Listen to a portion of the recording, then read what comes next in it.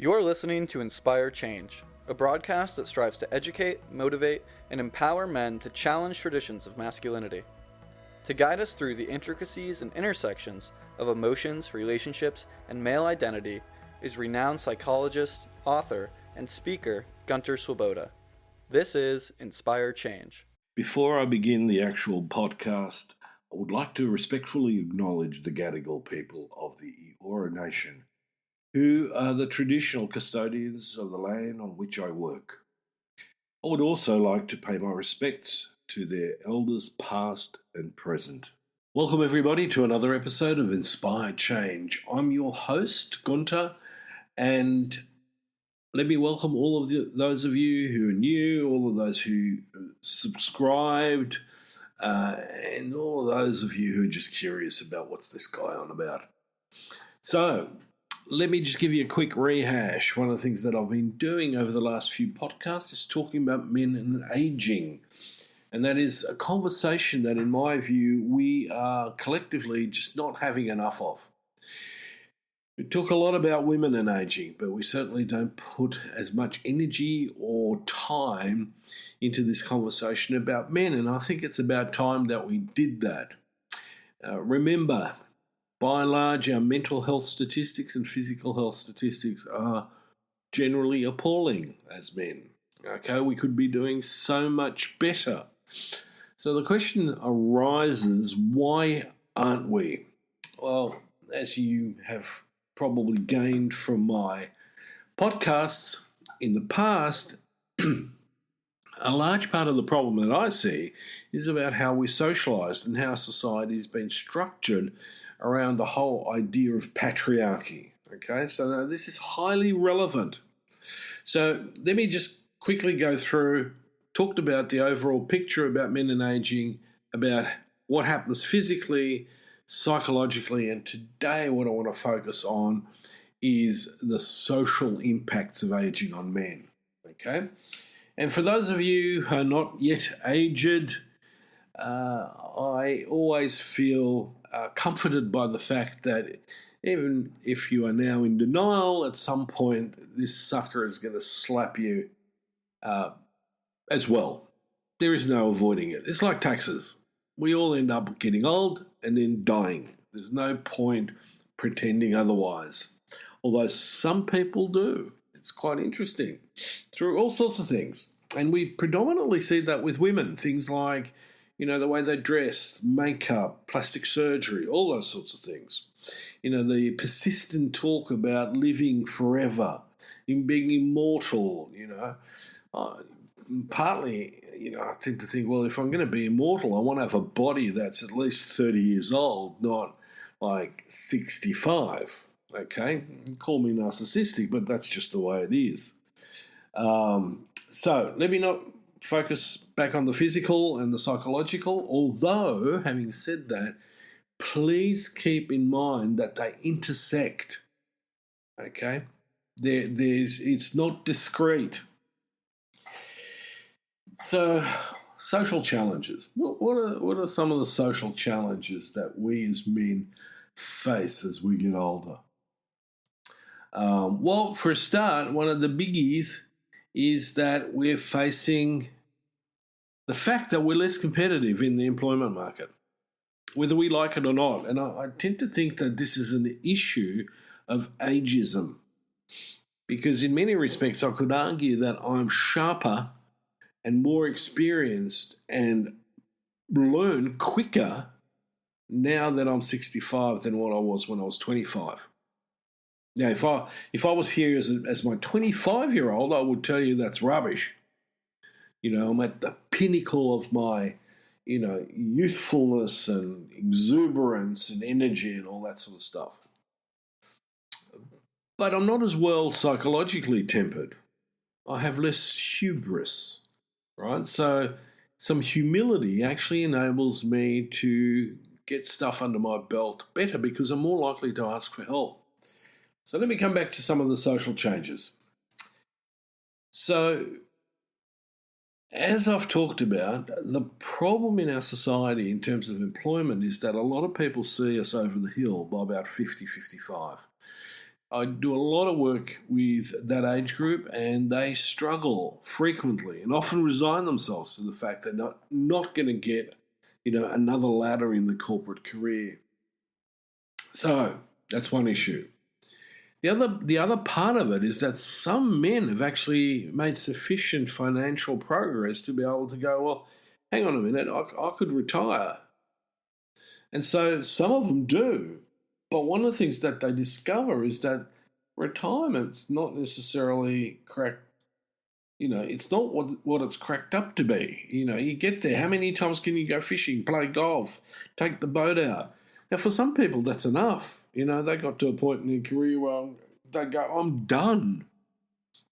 I just want to have, a nice, easy life. No expectations, no demands, no responsibilities. Although they never completely go away.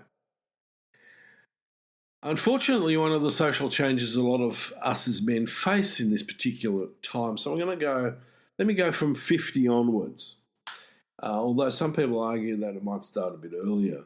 But one of the things that happens is that often we lose a partner, we separate, or we get divorced, or all three in a rapid succession. I don't think I'm being funny. I've worked with people who, separated, then divorced, and then lost their partner in rapid succession, like we're talking within 5 to 6 years. So you can imagine the impact of that on the person's mental health. So, we then face the idea that I'm staring at a really empty nest, okay? Normally we talk about empty nest as a couple, but in this instance, a lot of men are facing a complete empty nest. It's just them. The other issue that I see a lot of is that by this stage, we are beginning to lose relations, relatives. We're beginning to lose friends and acquaintances. And it may seem like it wouldn't have much of an emotional impact, but believe me, it does, especially those really, really close to us. Although, again, some men just don't want to show how much impact that's had on them. So loss of loved ones.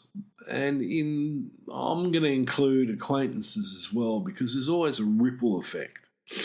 When I hear about someone who's in their 50s or early 60s having a heart attack or a stroke, even if I don't know that person well, it strikes a chord in me, because in a way I'm going, okay, therefore the grace of God go I. So I see my aging as a privilege, not as a right, because no matter how much money you got, sometimes that's insufficient to ward off the inevitable. And so, apart from heart attacks and strokes, cancer is the other one. So the consequences of a lot of this is grief, loss and grief, and the emerging sense of loneliness and social isolation. But very importantly, and this is one of the things that's not often discussed, is my social status. It's like that, it starts to evaporate in a way. And the only way a lot of us can, in a sense, save that, either by staying professionally very, very active, or by participating in community projects or clubs that will give us and restore us that social status. Now, one of the things that I want everybody out there to get a very clear message out of this is that these feelings that we have as a result are a standard part of the aging process, and they're not a personal failure. You haven't, in essence, fucked up. It just comes with the territory of getting older and old. So it's really important that we take that on board, because remember from the last episode, I want us to have a more constructive approach to this process of aging. It's a journey. It's a transformation. it is not the end game in a sense. Ultimately, biologically, it will be, but it doesn't need to be mentally. So one of the things I think that we need to deal with also is the sort of social expectations and the stereotypes. The the guy in the car with the hat who's driving slowly, who reinforces certain stereotypes. The old bloke. These are overgeneralizations, and I think they're not really helpful. I know some pretty fit, gnarly 75-year-olds. So we need to be careful in our ageist attitudes, and some of these are, sort of unconscious biases that come with the territory.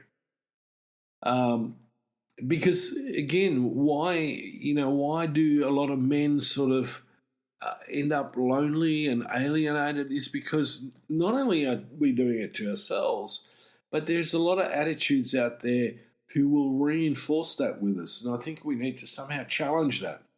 At my age, I still work with teenagers and very young men, and I love it.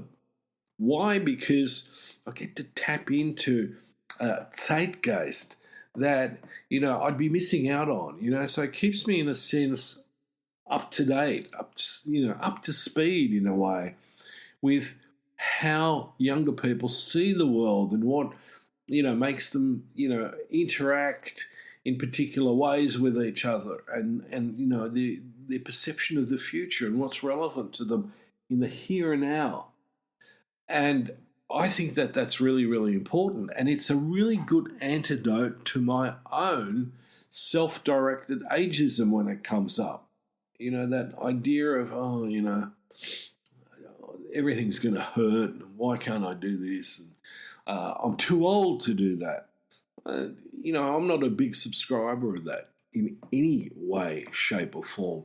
But I know friends of mine have articulated things like that. Now, luckily, too, I'm surrounded by men and women who challenge themselves in this a lot. So we need to challenge the sort of social ideas and norms that create a negative narrative about aging. And a good way of doing that is to tap into your social network. And if you haven't got one, guys, plug in. If it's going to be, it's up to me. That's the motto. Don't sit back. Don't wait for it to come to you. You go out. And yes, it might be a little bit confronting at times, but just do it. Don't overthink it. It's a bit like, the youth tend to overthink things like asking girls or asking partners out on a date, right? And the agony that they go through. We do similar stuff as we get older. Let's not get carried away in that quagmire of overthinking and ruminating. Action is more important in this context. So I can't stress enough this idea of social connection. It has a massive impact on our health and on our mental well-being. Take up, a project of maintaining your current relationships. Keep in touch with those who love.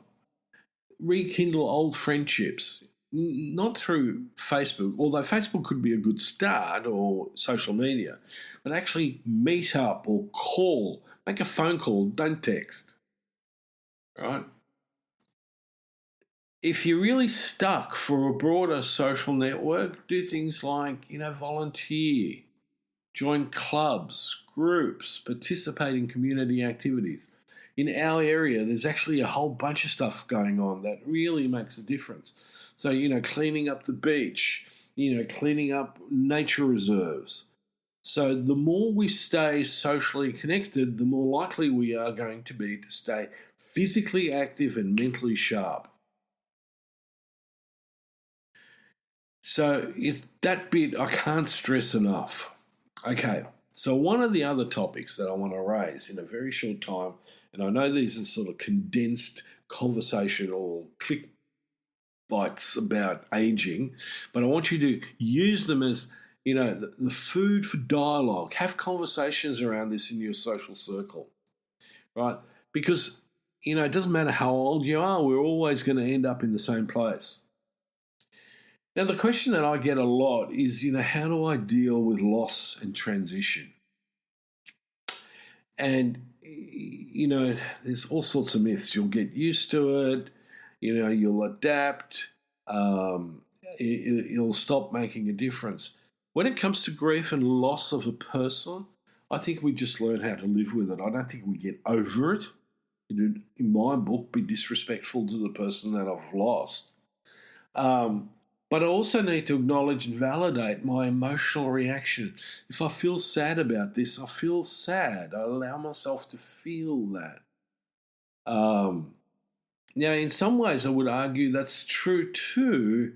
For example, at the end of my career, how can I transition from my intense career or work into something that's less intense but possibly more meaningful? And the other part of it, and this is the one we tend to focus on a lot in some respects, is the loss of our physical abilities. Now, if we switched on, we can compensate for that. We can, one, I can, play smarter, and I can keep my body as good, as flexible, as strong as I can possibly can. Now, some things are going to go, and come in, interfere with that. Okay, so I've had 2 shoulder replacements.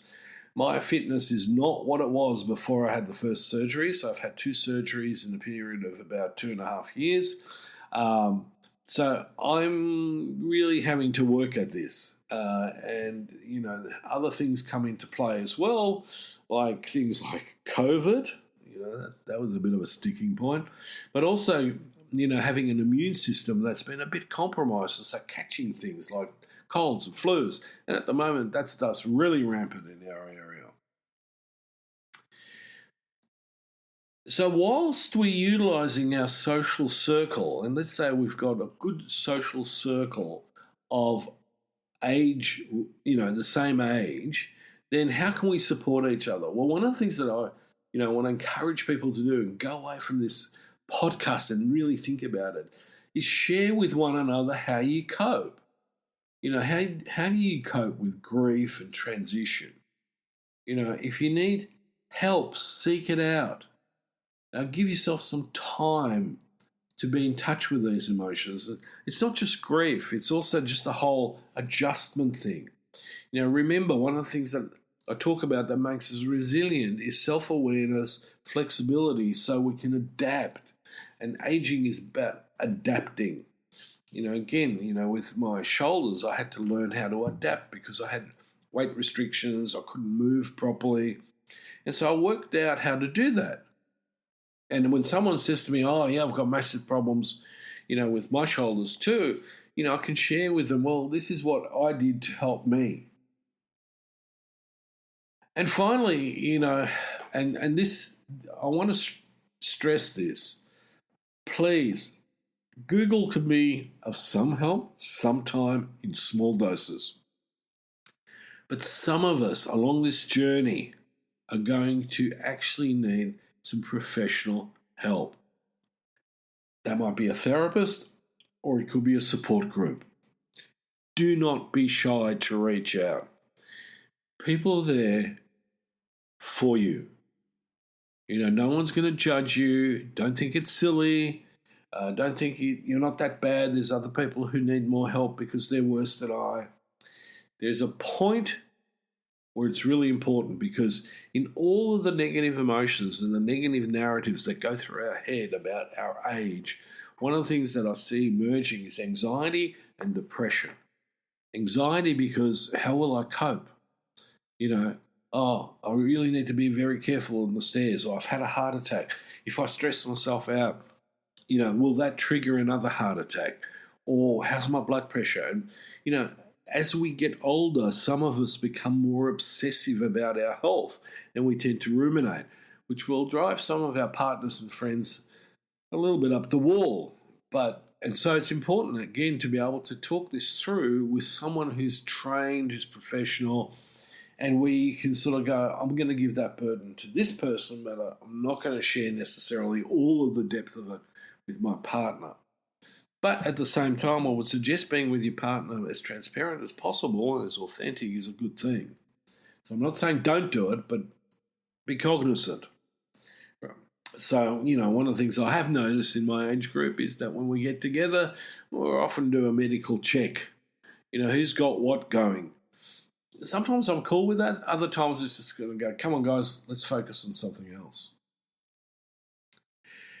So in conclusion, what am I saying about this? Well, there are social expectations and stigmas that arise that we need to deal with. There are also our own self-directed ageisms. We need to deal with those as well. Most importantly, socially, is don't buy into the norms, the stereotypes, the memes. Create your own sense of what it is to be you at this point in your life. In order to really embrace the social journey of aging, because it could be much richer than what you think. So focus on understanding the social changes, your social changes. Challenge those social norms, maintain and build connections, and process coping with a loss. So in this instance, the whole process can become an experience that is an opportunity for a deepened connection and personal growth, elevation of consciousness. And don't hesitate to help explore that with others. Because, everyone's working on living longer, but is that going to mean a better quality? And at the moment, what I'm seeing is that it's not necessarily, those extra years that we're living, they're not necessarily better quality. If I've got my way, quality outweighs quantity. And on that note, I hope that's been useful. I really want to encourage you to get out there and connect with each other. Doesn't matter whether you're 15, 25, 35, 45. We all have a different experience. I like connecting with younger people about, what sort of transition are you going through at this stage? Some of them are curious about what's happening to me, which I think is really, really healthy. Until next time, this is me signing off. And by the way, if you're really deeply interested in my work, go to www.gunterswoboda.com or www.goodmengreat.com and check me out. And if that interests you, I have no problem with you getting in touch with me. And in fact, it'd be really nice to get a little bit of feedback from the world at large. Until next time, this is me signing off. Thank you for listening to Inspire Change, a broadcast that strives to educate, motivate, and empower men to challenge traditions of masculinity. For more information on the Making Good Men Great movement, or for individual or group coaching sessions with Gunter, visit makinggoodmengreat.com.